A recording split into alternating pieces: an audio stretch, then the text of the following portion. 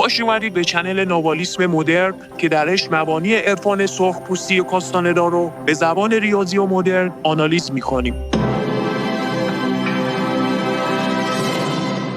بچه‌ها تو این ویدیو میخوام یک کم درباره سازماندهی تونال صحبت کنم که یکی از اساسی ترین المان‌های انضباط مسیر مبارزه و برای پرداختن به سازماندهی تونال ما قبلش باید خصوصیات تونال رو بشناسیم. عرض به خدمتتون که برای انضباط باید برنامه داشت و برنامه ریزی بدون سازماندهی تونال عملاً بی‌معناست. خب برای اینکه من بیام انضباط رو بهتون بگم پس باید بیام تونال رو براتون بگم دیگه، درسته؟ در مورد تونال ما یه جلسه صحبت کردیم، گفتیم هر چیزی که تفسیر پذیر و قابل لمس و نمیدونم دیدن و اینا باشه و بدین ترتیب ما در یک جزیره‌ای به نام جزیره تونال زندگی میکنیم که از تولد آغاز میشه و با مرگ خاتمه پیدا میکنه. بعد اشاره کردیم توی اون جلسات که ما در آینده بیشتر بهش میپردازیم. امروز میخوام یه خورده این تونال رو براتون بیشتر باز کنم. شما میخوای سازماندهی کنی تونال رو دیگه. اگر تونال ندونی چیه، خب چی رو میخوای سازماندهی کنی؟ پس بیام برات بازش کنم که اصلا تونال چه ویژگی هایی داره. بچه دونخوان میگه تونال خجالتی است. این یعنی چی؟ یعنی مثلا با شرم و ترس و اینجور عواطف، اینجور احساسات کوچیک میشه، چگالیش میاد پایین. اگه بخوام مثال بزنم تو خود داستان‌های کتب کاستاندا، اون جایی رو به یاد بیارید که کارلوس به توسط ضربه ناوالخوان پخش زمین میشه ها، وارد از در ورودی آژانس هواپیمایی بوده، نمیدونم یک جای اداری بوده، پخش زمین میشه و دستپاچه میشه، یه جورای خجالت زده و شرمگین میشه. و دونخوان میگه اگر تو تفسیر نمی کردی به شرمساری این انرژی رو که من به تو منتقل کردم، میتونستی به دیدن برسی. این دلیلش چیه؟ دلیلش اینه که تونال ما کلاً با شرم، با خجالت کوچیک میشه. یکی از راهکارهای نابالها برای کوچیک کردن تونال شاگرداشون همین بود. با ترس هم همین اتفاق میفته بچه‌ها. با ترس. یعنی این دوتا رو شما باید بفهمید که آقا جان، هر وقت من شرمنده شدم پیوندگاه هم در آستانه ی حرکت قرار میگیرد. ما میگیم دیگه به همون نسبت که تونال کوچیک بشه ناوال بزرگ میشه دیگه، درسته؟ این تبدیل به یک چیز انرژیزا میشه. این انرژی که آزاد میشه رو ناوالها در جهت حرکت پیوندگاه به حالت ابرآگاهی ازش استفاده میکردن. و اگرم یادتون باشه کارلوس در اون حالت وارد ابرآگاهی میشه دقیقاً. و بعد از خصوصیاتش هم اینه که گم میکنه راهشو، اصلا نمیدونه کجام و یادش نمیاد. ما توی جلسه پیوندگاه گفتیم که حافظه رو از دست میده به طور لوکالی.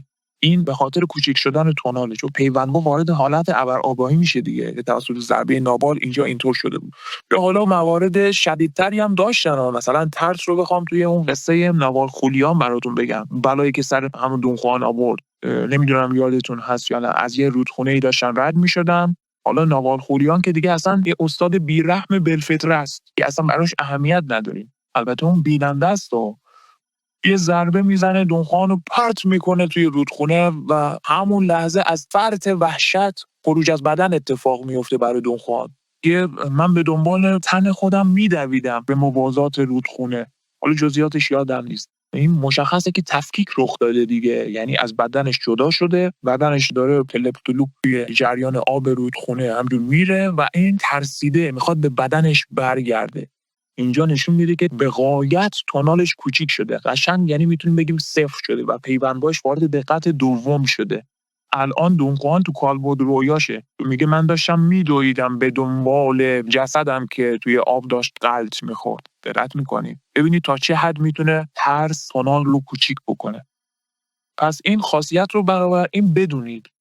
سالکان کمین کننده و شکارچی باهوش دقیقاً از همین نکته میتونن استفاده کنن تا در تعاملشون با خرده ستمگران تونالشون رو همیشه کوچیک نگه دارن.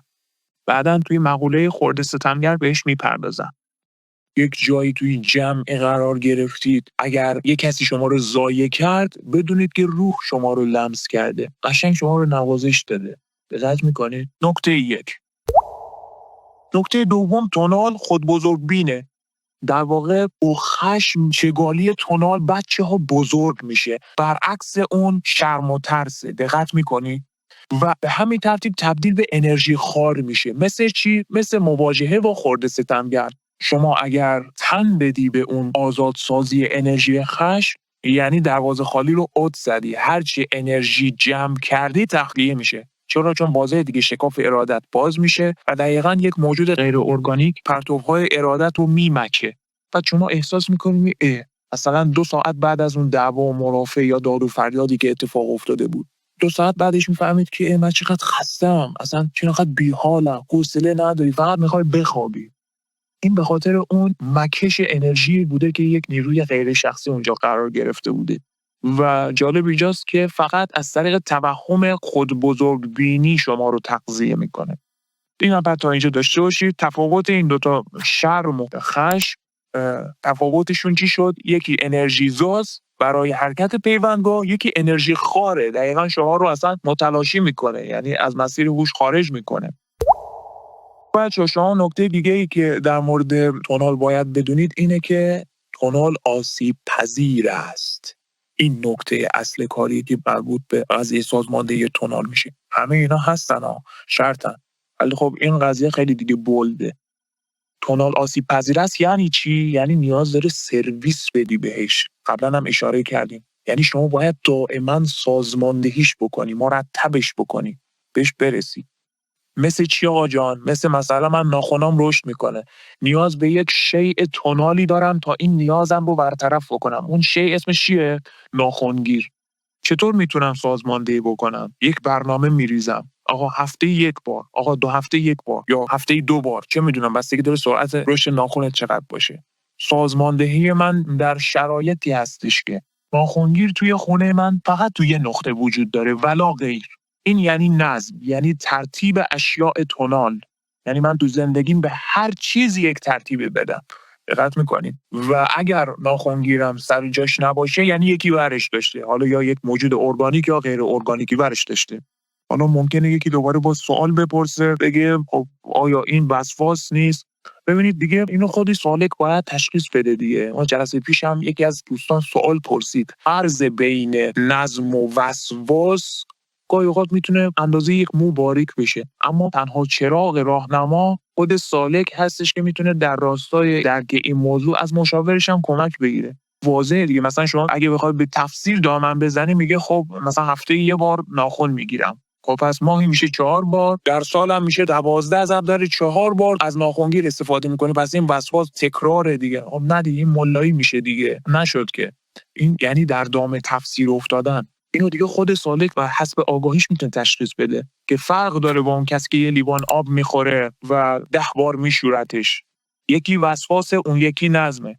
یا از این دست مسائل هستن یاد مولا نصرالدین افتادم. یه داستان خیلی جالبی داره. یکی بنده خدا جناب مولا نصرالدین همیشه لباساش کثیف مسیف بود دیگه. خب یه روز دوستش میاد بهش میگه که مولا جان چرا لباساتو نمیشوری؟ مولا جواب میده برای اینکه دوباره کثیف میشه. خب طرف برمیگرده بهش میگه که خب این که ایرادی نداره، بازم بشورش. مولا عصبی میشه، میگه که مگر من برای رختشویی خلق شده ام؟ ببین اینجوری از اون ور دیوار نیافتیم دیگه. دقت میکنید؟ این یه چیزی هستش که سالک میتونه ترتیبش بده، بفهمه. اگه با اون استدلال بخواد پیش بره، اون استدلال تفسیریه، از اون ور دیوار میفته. بنابراین این هم به عهده سالک. یک نظمی شما میخواید، نیاز دارید که همه چیز سر جای درست خودش قرار بگیره. اینطور نباشه طرف مثلا از سر کارش میاد خونه، جورابا یه طرف، کیف یه طرف، لباس اون طرف، بعد میخوای از اون طرف دوباره بیای پیداشون کنی، 1000 جون دردسر بکشی. این دیگه دست خودته دیگه. تو میپرسی کدوم یکی هوش داره، تا حدی که تبدیل به وسواس نشه. باید خدمتتون عرض کنم ما یک موارد دیگری داریم تحت عنوان بی‌عملی. اون ربطی نداره. حذف عادت هست، ولی این مقوله توش جا نمیشه. دقت میکنین؟ یعنی چی؟ یعنی اینکه شما میگید که من ناخنگیرم رو دقیقاً میذارم یه جا، درست؟ عادت دیگه. حالا حذف عادت روزمره‌ام چی میشه؟ یه بار بردارم بذارم جای دیگه. ولی خب این کار رو یه بار انجام میدی، دوباره باید بیای منسجم کنی دیگه. تونالت رو سازماندهی کنی. اگر نه چه اتفاقی میفته؟ حالا تو بحث بی‌عملی خدمتتون میگم. بی‌عملی تبدیل به عمل میشه و در نتیجه هوشش رو از دست میده. توجه میکنیم؟ مثلا هدف از بی‌عملی گسترش و امتداد خودآگاهی دیگه. شکستن عادات روزمره یکی از مصادیق بی‌عملیه. مثلا یه بار خلاف عادت عمل میکنی، یه جریان انرژی جدیدی در بدن نورانیت راه میفته و این قرار هستش که خودآگاهی تو رو افزایش بده. توجه میکنی؟ حالا اگر این خودش تبدیل به عمل بشه چی؟ از چاله در میفتی تو چاه. دوباره باید به اون انضباط برگردی. ببین مثل این میمونه که در بی‌نظمی مطلق نظم آفریدن. کار ساحر همینه دیگه. دون خوان میگه انسان‌های عادی هی به بی‌نظمی و هرج و مرج دامن میزنن، اما ساحران نظم رو وارد هرج و مرج میکنن. چیزی که ما بهش میگیم انضباط دیگه. حالا میگم باید در اول شما خیلی تمرین بکنید تا به یک چارچوبی برسید. همینجوری به توصیفات من که نمیتونید بسنده بکنید. من فقط دارم بهتون میگم قضیه چیه. همین. مابقی در عمل خودتون قضیه رو درک خواهید کرد. بنابراین مد نظر داشته باشید که شلخته بازی نداریم. اصلا چنین چیزی معنی نداره. طرف بگه آه چون من بی‌عملی، من یک نات دو ارم بی‌عملی تمرین میکنم بعد دیگه هیچ چفت و بستی ندارم دیگه. نه دیگه، این باز میشه در حد تفسیر گیر افتادن. دیگه اینکه بچه‌ها چشم‌های فیزیکی ما تونال رو منعکس میکنن. از این خصیصه چه نتیجه‌ای میتونیم بگیریم؟ کی میخواد بگه؟ پس این نکته باشه به عهده خودتون. تو کامنت ها نظراتتون رو بگید ببینم چی بلدی. خب بس تا همینجا فعلا کافیه. نمیخوام بیش از این طولانی کنم ویدیو رو. مابقی قضیه سازماندهی تونال رو و ابعاد دیگرش رو توی ویدیوهای بعد با هم بررسی میکنیم.